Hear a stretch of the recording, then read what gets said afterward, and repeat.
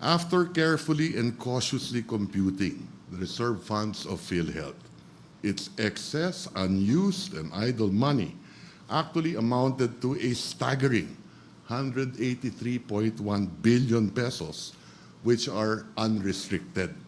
Sa madaling salita, base sa GAA 2024, under the unprogrammed appropriations, 183.1 billion pesos po ang maaaring ibalik ng Philhealth sa National Treasury. Yet, the DOF exercised a prudent and moral decision to limit the return to the excess, idle, and unused government subsidies from 2021 to 2023 because we did not want to touch the hard-earned contributions of the Philhealth members. This is how we ended up in determining the 89.9 billion pesos of excess, idle, and unused government subsidies sleeping in Philhealth's bank na binabayaran ng ating mga taxpayer ng 5 billion piso na interest habang natutulog.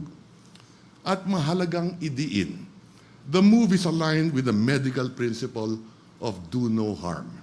No member contributions have been taken because the funds remitted back to the national government ay mga subsidiyang galing din sa gobyerno na nakatenga lang sa Philhealth. Uulitin ko po, only unused government subsidies were returned. It is our view that unused funds are denied benefits. That, we contend, is the real harm. It bears stressing that not a single centavo meant for the members' coverage was touched. Not a centavo of benefits was compromised. Philhealth's daily operations and benefit packages remain intact. They will not be disrupted, but will even be improved.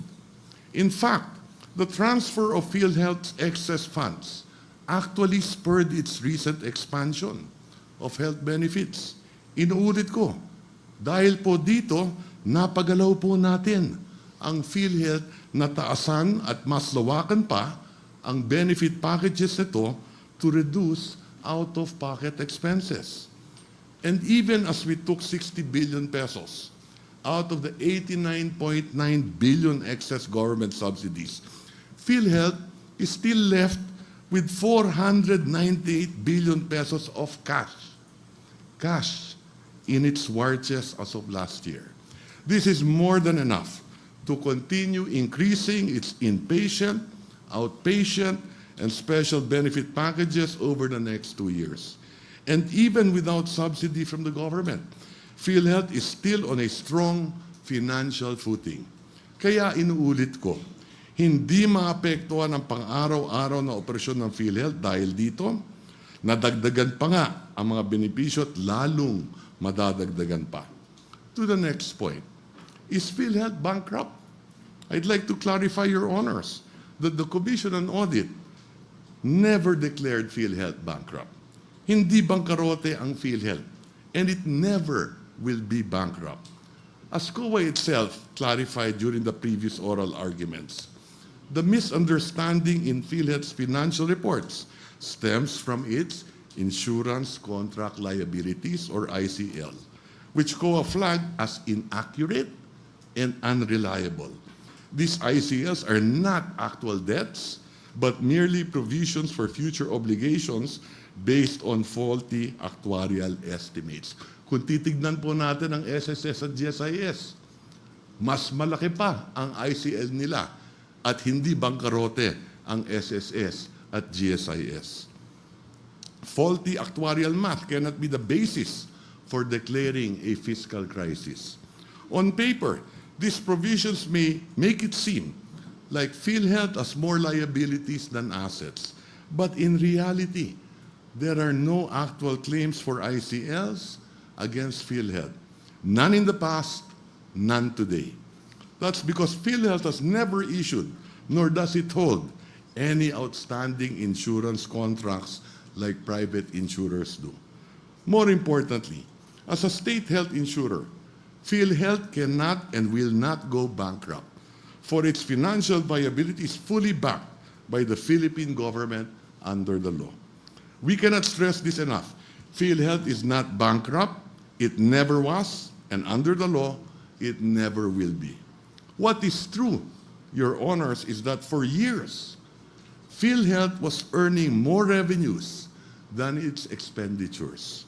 Philhealth's accumulated net income has grown more than 4 times since 2019, from 109.95 billion pesos to 464.27 billion pesos in 2023, while its average benefit claim expenses only amounted to an average of 140 billion pesos. In other words, there was a lot of money sleeping in Philhealth because of their low absorptive capacity, which was only about 58%. And because of that, even after remitting its excess government subsidies, implementing approved increases in benefit packages, and operating without government subsidy this year, Philhealth is still sitting on nearly half a trillion pesos in cash. Your Honors, it is clear and obvious that if Philhealth were managing its funds correctly and efficiently, the government would not be requesting the return of any of its excess funds, because such would not exist in the first place. This just follows the same principle applied to all government agencies. Use your budget or lose it. Any unspent funds revert back to the National Treasury. So if Philhealth can demonstrate improved absorptive capacity, surely government will not think twice about providing budgetary support for them. Next, the petitioners ask what moral reason would exist to revert such an amount back to the National Treasury, instead of using the same to resuscitate our already dilapidated healthcare system. What then should we do with these unutilized funds? Kung hindi natin nasilip ang mga sobra-sobrang pondo ng Philhealth, malamang hanggang ngayon ay nananatili itong natutulog. To let billions sleep while our people suffer is not prudence, it is negligence. Sa katunayan, gaya ng sinabi ko kanina, ang hakbang na ito ay nagtulak sa Philhealth na mas palawakin at pagandahin ang kanilang serbisyo sa mamamayang Pilipino. This is the long-term effect of this decisive policy. Isa itong patunay na ang tamang desisyon, kahit hindi popular, ay kayang baguhin ang sistemang matagal ng bigo sa paglilingkod sa taong bayan. At bonus na lang na nung nakaraang taon, may nailan tayong pera para sa unprogrammed projects na kailangan mapondohan para sa pakinabangan ng bawat Pilipino. In fact, that 60 billion pesos remitted by Philhealth directly went to critical health-related projects. When the 60 billion was returned, the government did not turn its back on its mandate to prioritize public health. We fulfilled it. Ang pinakamalaking bahagi na nagkakahalagang 27.45 billion piso ay ipinangbayad sa mga natirang allowances para sa ating mga kababayan na nagsilbing COVID-19 frontliners. Prioridad rin ang social programs for health, kung saan naglaan tayo ng 10 bilyong piso para sa pagbibigay ng tulong medikal sa mga mahihirap na Pilipino. 3.37 billion piso naman ang napunta sa pagpapatayo ng 3 DOH facilities. And 4.1 billion piso ay napunta sa pagpapalakas ng mga pasilidad ng DOH, habang 1.6 billion piso naman ang inilaan sa Health Facilities Enhancement Program. The rest, or about 13 billion pesos, were used to fund government counterpart financing for foreign-assisted infrastructure and social determinants for health projects. This will accelerate the delivery of health care services to remote areas and enhance the health and well-being of Filipinos by ensuring food security. Your Honors, every official development assistance loan agreement requires a corresponding government counterpart share. And as part of our commitment, we must honor our financing obligations for these foreign-assisted projects, because failure to do so would mean incurring commitment fees and interest on those loans. Next, the petitioners assert that the transfer of Philhealth excess funds violates the Constitution and every citizen's right to health. Your Honors, we submit that the right to health isn't about protecting idle funds. It is about delivering actual care. Because when we talk about the right to health, it is not solely about Philhealth.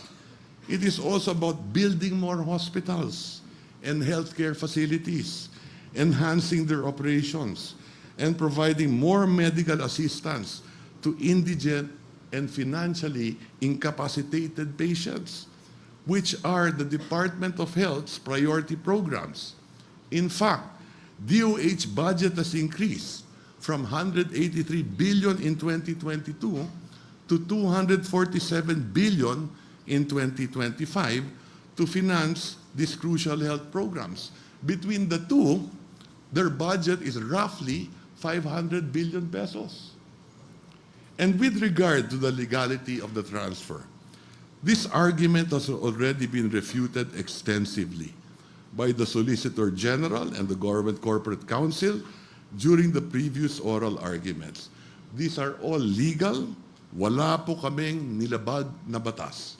Mahalagang idiin na bago namin ito isagawa, nakipag-ugnayan muna kami sa abogado ng GOCC, ang OGCC, kasama ang GCG at COA.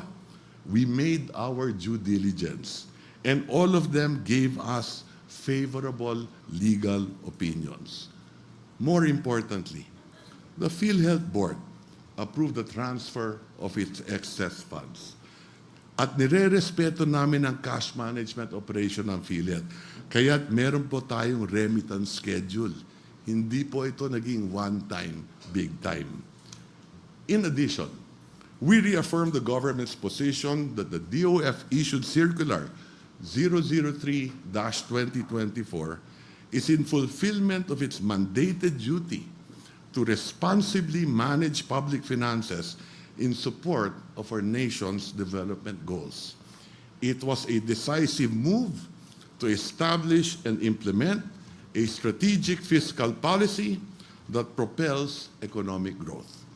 Siya nga pala, the DOF also hiked dividend rates to 75% from 50% of GOCC's annual net earnings last year. This, along with new revenue and other excess non-tax revenues, generated an additional 212.2 billion pesos last year to fund the unprogrammed appropriations. Thus, with PhilHealth's remittance, we raised more funds without raising taxes and adding more borrowings that the next generation will inherit. We protected the people without punishing them. Your Honors, the 60 billion pesos that was returned didn't vanish. It paid frontline workers, built hospitals, and gave the poor access to medicine. Every centavo remitted was converted into service. That is fiscal justice. And so I stand before you, Your Honors, to humbly assert that the move to revert these excess funds is not only legal, but it is also economically sound and a moral duty. We cannot, in good conscience, allow funds to languish in bank accounts as our nation's needs multiply daily.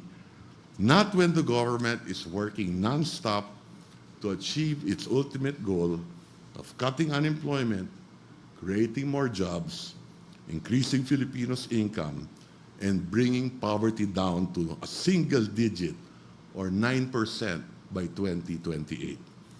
All economic data will suggest that we are on track to achieving these goals. To end this, let me again assure this honorable court and the Filipino public that there is no advocate more committed to higher health spending than the DOF. Personally, I have championed higher sickness benefits and faster processing of claims by the state health insurer. My being in the executive has not altered my position, which I have espoused in my 30 years in Congress. It is also on record that I am the principal author of the Universal Healthcare Act, which I fought for several years. Hindi ko kailanman lalabagin ang batas na ako mismo ang nagpursiging maipasa.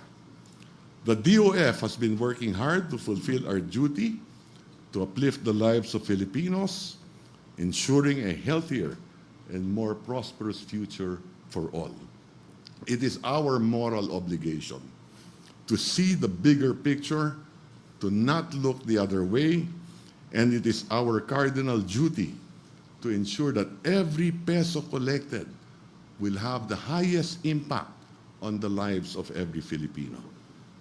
May this honorable court continue to guide us in upholding the law and serving the best interests of our people.